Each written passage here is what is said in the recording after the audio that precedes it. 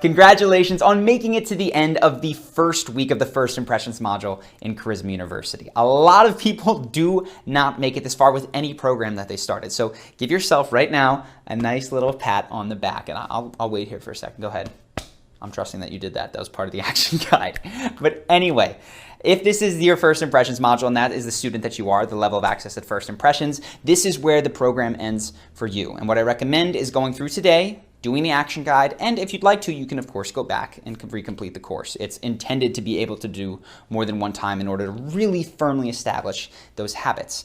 If, on the other hand, you are a complete Charisma University member, don't go back just yet because there is a lot more for you to do. Of course, this is a 6-week core module program plus bonuses. So what's up for you next is the confidence module. And you have two choices. You can either take off, have a weekend. Today is Friday for you.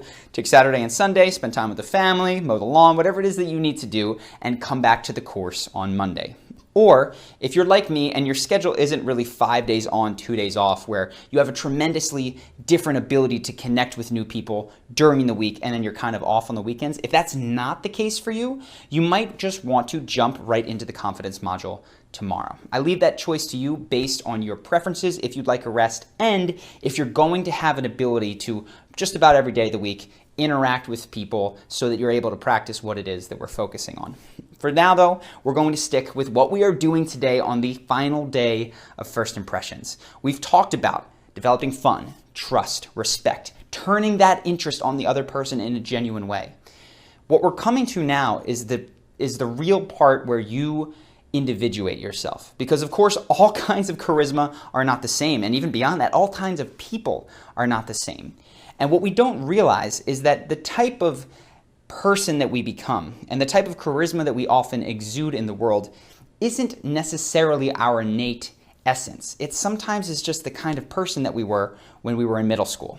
What we don't realize is that the patterns of behavior that we have, whether we consider ourselves introverted or extroverted, whether we find ourselves to be sharp-witted and funny or a little bit more slow and mellow, those things are really oftentimes patterns that we picked up as children and that really solidified around middle school. And we can sometimes go our entire lives without shifting those patterns, and we can believe that that is who we truly are and that there is no other way of being, and any other way would be false. My own experience and of other people is that that identity, which I would describe as the middle school identity, is not who you are at your essence. That you can try different things like different sense of humor, connecting as opposed to being the person who's always the center of attention, maybe someone who is a little bit more one-on-one in their style of charisma. Whatever it is, you can try these different styles of charisma on and see that there will be some of them that will really resonate with you much more than others. And I would propose that it's not the one that you happen to wind up with after the trials and tribulations of adolescence, but the one that really clicks with you, that is more who you are.